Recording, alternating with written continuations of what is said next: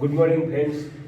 આજે આપણે સ્વાધ્યાય દાખલા નંબર 9.28 તો કે ટેલિસ્કોપ પર આધારિત દાખલો છે.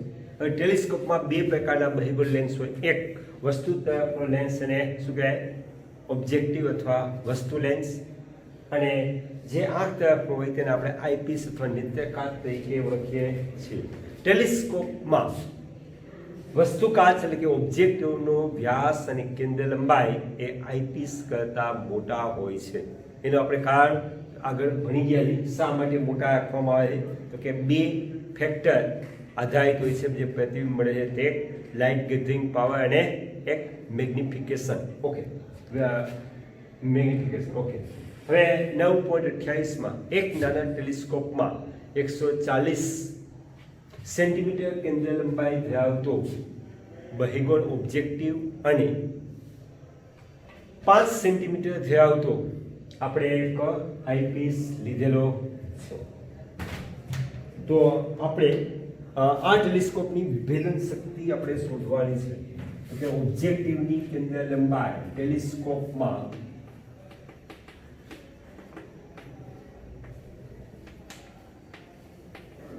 ઓબ્જેક્ટિવની કેન્દ્ર લંબાઈ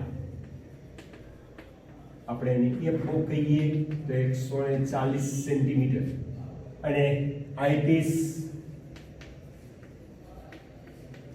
ની કેન્દ્ર લંબાઈ કેપ ઈ બરાબર 5 સેન્ટીમીટર આપેલ છે.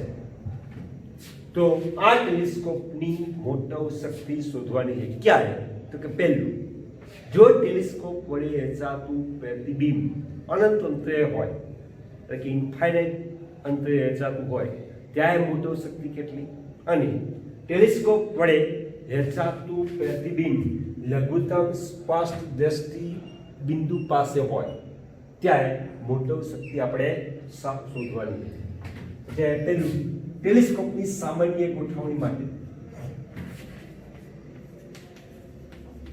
ટેલિસ્કોપની સામાન્ય ગોઠવણ માટે પ્રતિબિંબ ક્યાં રચાશે એટલે કે પ્રતિબિંબ અનંત અંતરે રચાતું હોય, અનંત અંતરે રચાય ત્યારે મોટો શક્તિ અથવા મોટવણી. હવે જો પ્રતિબિંબ અંતિમ પ્રતિબિંબ કોને લીધે રચાશે તો કે આઈપીસ ને કારણે. આઈપીસ ને કારણે અનંત અંતરે રચાય ત્યારે તેનું મેગ્નિફિકેશન કેવું છે કે માત્ર જે તમને ઓબ્જેક્ટિવ વડે મળે તે જ અહીંયા મળશે. એટલે કે ડાયરેક્ટ આ રીતે લખી શકાય કે મોટો શક્તિ એમ બરાબર FO upon FE થાય. FO upon FE એટલે કે બંને કેન્દ્ર લંબાઈના ગુણોત્તર જેટલું થાય. એટલે કે 140/5 એટલે કે 28 થશે. ક્યારે કે ટેલિસ્કોપની સામાન્ય ગોઠવણ અથવા પ્રતિબિંબ અનંત અંતરે રચાતું હોય ત્યાંની સ્થિતિમાં. બીજું કે ટેલિસ્કોપ વડે રચાતું પ્રતિબિંબ, ટેલિસ્કોપ વડે રચાતું પ્રતિબિંબ લઘુત્તમ દ્રષ્ટિ રેખા, લઘુત્તમ દ્રષ્ટિ સ્થાને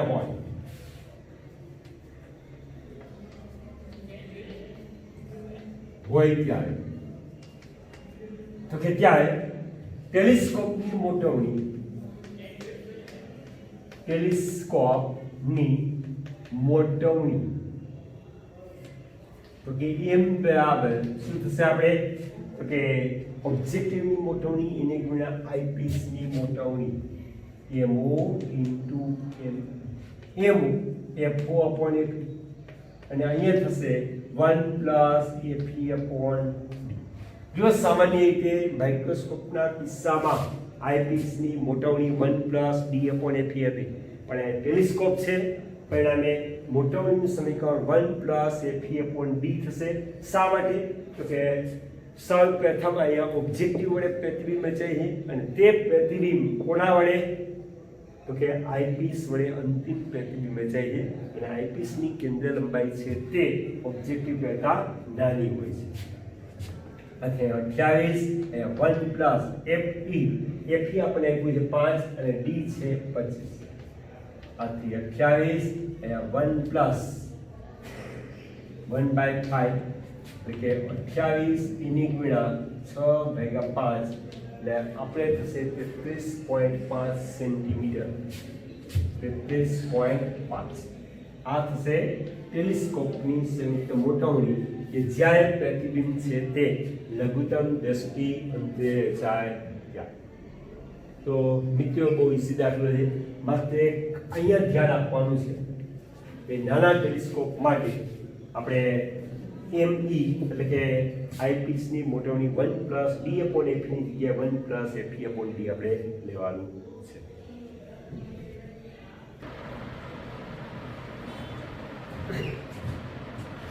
હવે આપણે 9.29 જે 9.28 પર આધારિત છે એટલે કે સ્વાધ્યાય 9.28 માં દર્શાવેલ ટેલિસ્કોપની સામાન્ય ગોઠવણ માટે ઓબ્જેક્ટિવ અને આઈપીસ વચ્ચેનું અંતર શોધો. એટલે સૌપ્રથમ ઓબ્જેક્ટિવની કેન્દ્ર લંબાઈ FO 140 સેન્ટીમીટર છે અને આઈપીસની કેન્દ્ર લંબાઈ 5 સેન્ટીમીટર છે 5 સેન્ટીમીટર છે.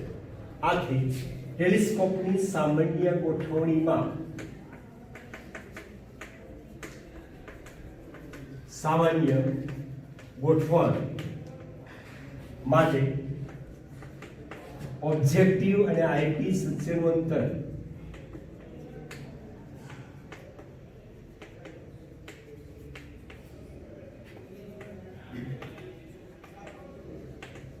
તો કે FO પ્લસ FE બરાબર 140 + 5 એટલે 145 સેન્ટીમીટર થાય.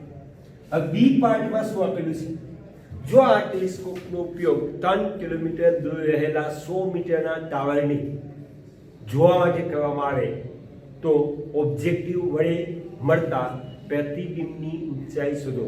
એટલે કે ઓબ્જેક્ટિવ વડે મળતા ટાવરની ઊંચાઈની ટાવરના પ્રતિબિંબની ઊંચાઈ શોધો. એટલે કે આ રીતે થશે.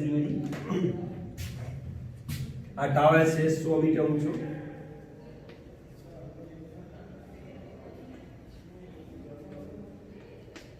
હવે 3 કિલોમીટર દૂર આવેલા બિંદુએથી જોવામાં આવે છે 3 કિલોમીટર દૂર તો કે ટાવરની ટોચ વડે 3 કિલોમીટર દૂર આવેલા બિંદુએ ધારો કે આલ્ફા કોણ રચાય છે.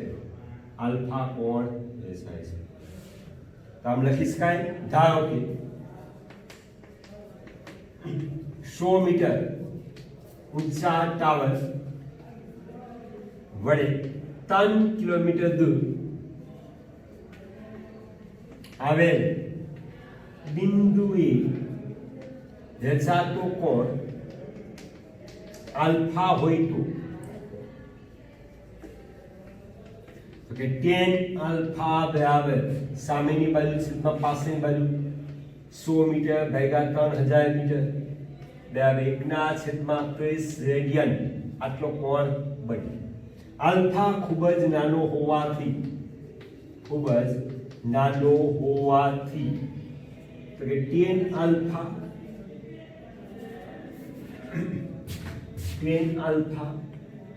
લગભગ આલ્ફા બરાબર 1/30 રેડિયન થાય. 30 રેડિયન. હવે ઓબ્જેક્ટિવ વડે મળતા પ્રતિબિંબ ટાવરના પ્રતિબિંબ તો કે ટાવર છે લગભગ ખૂબ જ મોટા અંતરે ગયે 3 કિલોમીટર એટલે તો અનંત અંતરે રહેલા વસ્તુમાંથી આવતા પ્રકાશના કિરણો કેવા હશે? સમાંતર. જે ઓબ્જેક્ટિવ વડે કયા બિંદુએ લગભગ કેન્દ્રિત થશે? તો કે મુખ્ય કેન્દ્ર પર. પરિણામે ટાવરનું પ્રતિબિંબ આપણે ધારો કે આ બિંદુએ મળે છે. જુઓ તો આની ઊંચાઈ x ડેશ અને આ થશે FO અને કોણ પણ કેટલો જ રચાશે. તો અહીંયા આપણે લખી શકાય ટાવરના પ્રતિબિંબ વડે રચાતો કોણ પણ આલ્ફા હોય તો તો કે tan આલ્ફા બરાબર h dash upon f, h dash upon f, પરંતુ આલ્ફા ખૂબ જ નાનો હોવાથી tan આલ્ફા લગભગ આલ્ફા બરાબર h ડેશ અપોન f0 આ સમીકરણ બી, અને અગાઉ આપણી પાસે હતું આલ્ફા બરાબર 1/30 રેડિયન સમીકરણ 1, સમીકરણ 1 અને 2 ને સરખાવતા તો આપણને શું મળે જોઈએ? 1/30 રેડિયન બરાબર h ડેશ અપોન fo, આથી h ડેશ બરાબર fo છેદમાં 30, fo કેટલું છે? તો કે 140 ભાગ્યા 30 કેન્સલ, અને 4.67 સેન્ટીમીટર આ શું થશે? પ્રતિબિંબની ઊંચાઈ. ક્યાં કે માત્ર ઓબ્જેક્ટિવ વડે મળતા પ્રતિબિંબની ઊંચાઈ. હવે એના પછીનો બીજો ભાગ છે કે જો આ પ્રતિબિંબ એટલે કે ટેલિસ્કોપ વડે વેચાતું પ્રતિબિંબ 25 સેન્ટીમીટરના અંતરે એટલે કે લઘુત્તમ સ્પષ્ટ દ્રષ્ટિ બિંદુએ મેળવવામાં આવે તો પ્રતિબિંબ કેટલું થશે, અથવા પ્રતિબિંબની ઊંચાઈ આપણે શોધવાની છે કે કેટલી મળે તે. ક્યારે કે જો લઘુત્તમ અંતરે વેચાતું હોય પ્રતિબિંબ તો કે એના માટે મિત્રો આપણે જોઈએ તો કે આપણી પાસે ફાઇનલ પ્રતિબિંબ કોના વડે વેચાશે? તો કે આઈપીસ વડે ફાઇનલ પ્રતિબિંબ વેચાતું હોય તો તેની મોટવણી કેટલી થશે? m બરાબર 1+d/ft, અને એના પરથી m બરાબર h ડેશ અપોન h આપણે સૂત્ર મૂકીને આ કિંમતો આપણે મેળવી શકીશું. તો કે સૌપ્રથમ આપણે લઈએ સી ભાગ,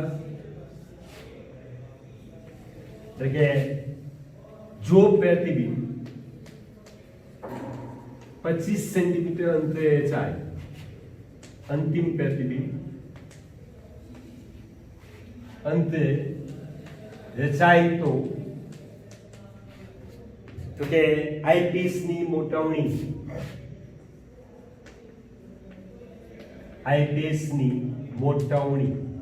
તો કે આઈપીસની મોટવણી m બરાબર 1+d/ft, 1+d/ft બરાબર 1+d 25 સેન્ટીમીટર f 5 એટલે કે 1+5 બરાબર 6 થાય, પરંતુ m બરાબર h ડેશ અપોન h, આથી અંતિમ પ્રતિબિંબની ઊંચાઈ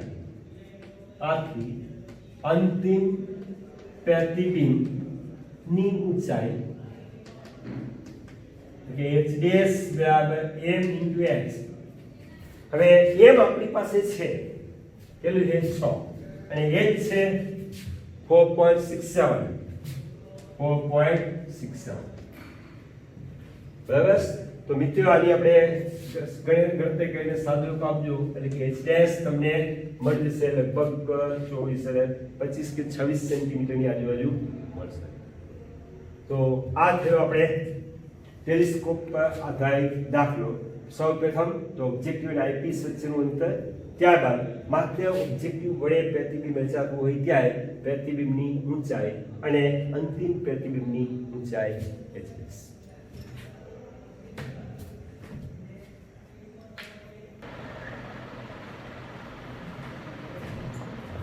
હવે દાખલા નંબર 9.30 કે સેકન્ડ ટેલિસ્કોપ આકૃતિમાં દર્શાવેલ છે, જેમાં બે અરીસાનો ઉપયોગ કરવામાં આવે છે. આ બે અરીસા વચ્ચેનું અંતર 20 મિલીમીટર છે. જો મોટા અરીસાની વક્રતા ત્રિજ્યા 220 મિલીમીટર અને નાના અરીસાની વક્રતા ત્રિજ્યા 140 મિલીમીટર હોય તો અનંત અંતરે રહેલ વસ્તુનું પ્રતિબિંબ, અંતિમ પ્રતિબિંબ ક્યાં મળશે એ આપણે શોધવાનું છે. તો કે અહીંયા આપણે આકૃતિ આપેલી છે તે કેસેગ્રેન ટેલિસ્કોપ. તો કેસેગ્રેન ટેલિસ્કોપમાં બે અરીસાઓ, મુખ્ય અરીસો એટલે કે અંતર્ગોળ અરીસો જે આ રીતે દર્શાવેલ છે જુદી, અને બીજો છે ગૌણ અરીસો. તો કે અંતર્ગોળ અરીસા પર અનંત અંતરે રહેલી વસ્તુમાંથી આવતા કિરણો કેવા હશે? સમાંતર, જે પરાવર્તન પામીને અંતર્ગોળ અરીસાના મુખ્ય કેન્દ્ર એટલે કે અક્ષ પરના મુખ્ય કેન્દ્ર પર કેન્દ્રિત થાય છે. પરંતુ આ પરાવર્તિત કિરણો ના માર્ગ પર આપણે એક બીજો બહિગોળ અરીસો રાખીએ છીએ, જેને ગૌણ અરીસા તરીકે ઓળખવામાં આવે છે. આ કિરણો તેના પરથી પરાવર્તન પામીને આ રીતે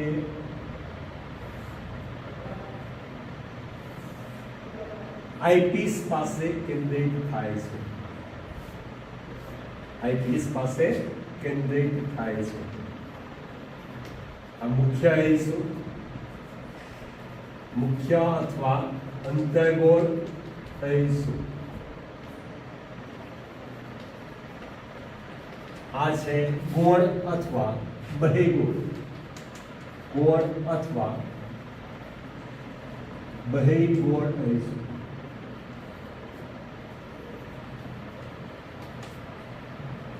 તો જોઈએ આમાં શું કહેવા માંગે છે.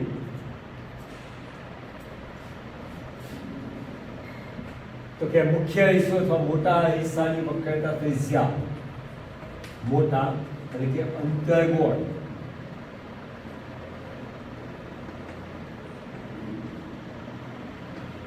અરીસાની વક્રતા ત્રિજ્યા એટલે કે કેપિટલ R1 આપણે આપી છે 220 મિલીમીટર એટલે 22 સેન્ટીમીટર. 22 સેન્ટીમીટર.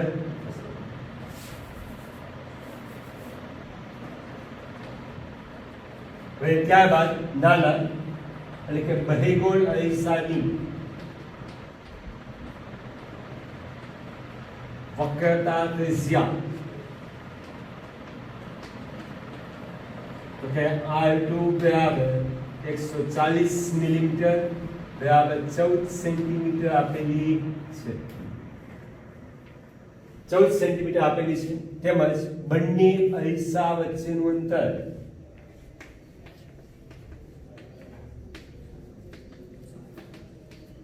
તો કે આપણે આપ્યું છે કે કેટલું છે? 20 મિલીમીટર બરાબર 2 સેન્ટીમીટર આપેલ છે. તો આ ટેલિસ્કોપ વડે રચાતું અંતિમ પ્રતિબિંબનું અંતર આપણે શોધવાનું છે. તો કે વક્રતા ત્રિજ્યા ઉપરથી આપણે જે તે અરીસાની કેન્દ્ર લંબાઈ શોધી શકાય. તો આમ લખી શકાય અંતર્ગોળ અરીસાની કેન્દ્ર લંબાઈ, અંતર્ગોળ અરીસાની કેન્દ્ર લંબાઈ કે F1 બરાબર R1/2 બરાબર 22/2 એટલે કે 11 સેન્ટીમીટર થાય F1. અને બહિગોળ અરીસાની કેન્દ્ર લંબાઈ, બહિગોળ અરીસાની કેન્દ્ર લંબાઈ જેને આપણે F2 કહીએ તો 14/2 બરાબર 7 સેન્ટીમીટર થશે.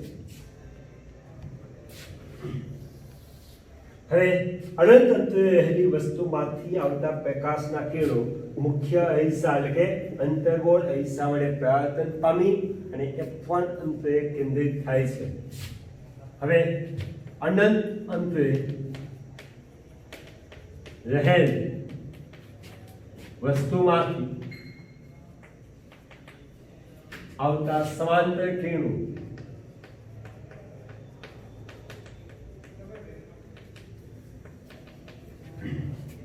અંતર્ગોળ અરીસા વડે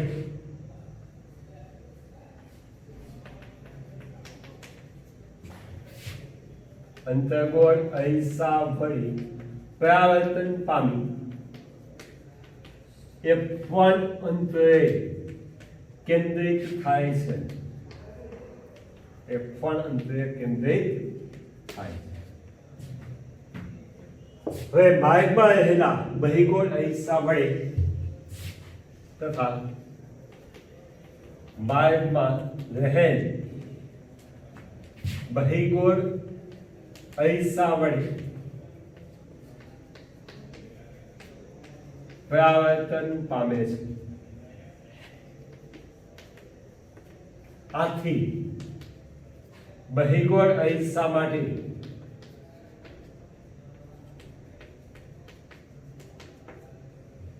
વસ્તુ અંતર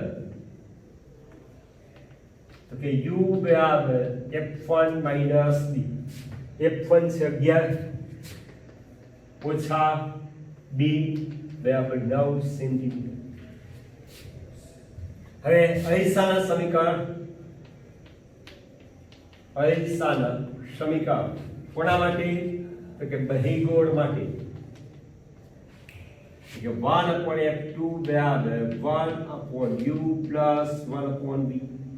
આથી 1/b બરાબર 1/f2 minus 1/u। 1/f2 f2 એટલે 7 માઈનસ 1/9 63 લસા અહીંયા 9 ઓછા 7 આથી 1/b બરાબર 2/63 આથી v બરાબર 63 ભાગ્યા 2 એટલે કે 31.5 સેન્ટીમીટર અંતરે અંતિમ પ્રતિબિંબ દર્શાવે। એટલે કે સેકન્ડ ટેલિસ્કોપમાં અનંત અંતરે રહેલ વસ્તુનું પ્રતિબિંબ ક્યાં મળશે 31.5 સેન્ટીમીટર અને કઈ બાજુ મળશે જમણી બાજુ।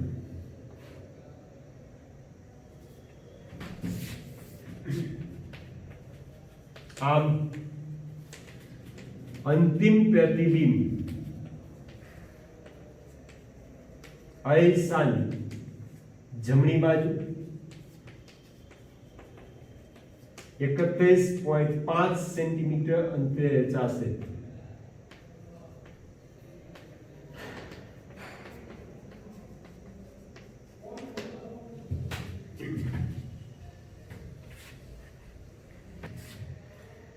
મિત્રો એના પછીનો ન્યુમેરિકલ કે 9.31 તો કે ગેલ્વેનોમીટરના ગુછરા અથવા કોઇલ સાથે જોડેલ સમતલ અરીસા પર એક પ્રકાશનું કિરણ લંબ રૂપે આપાત થાય છે અને તે જ માર્ગે પાછું ફરે છે।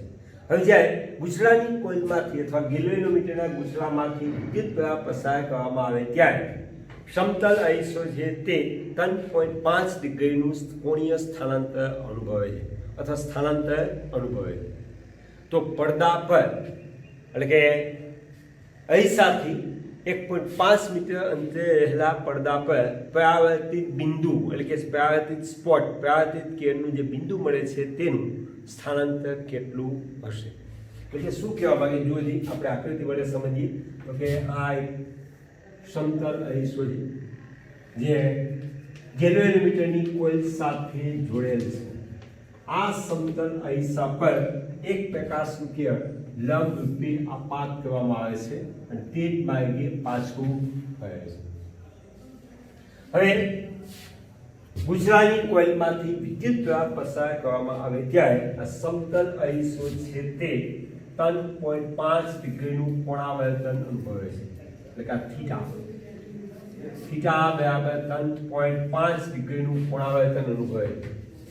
તો સમતલ અરીસાથી 1.5 મીટર અંતરે આવેલા d બરાબર 1.5 અંતર 1.5 મીટર આ પડદા પર જે અત્યાર સુધી આપણે પરાવર્તિત બિંદુ p બિંદુએ મળતું હતું હવે મળે છે q બિંદુએ।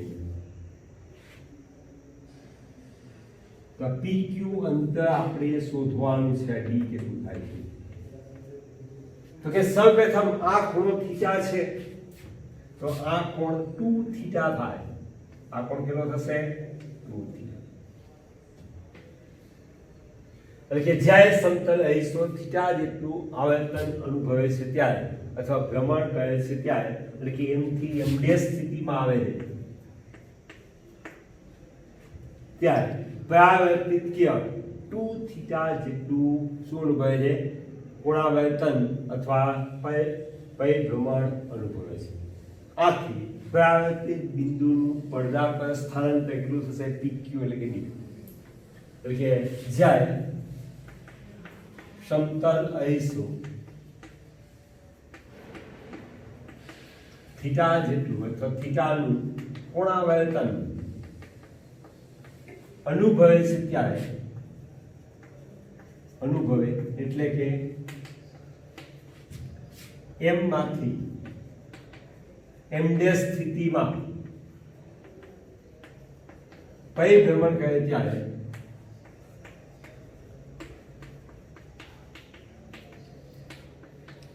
પરાવર્તિત કિરણ 2 થીટા જેટલું કોણાવર્તન અનુભવે છે અને પડદા પર પરાવર્તિત કિરણ બિંદુ P થી Q જેટલું સ્થાનાંતર કરે છે આથી આકૃતિ પરથી કે tan 2 થીટા બરાબર તો કે સામેની બાજુ છેદમાં પાછળની બાજુ d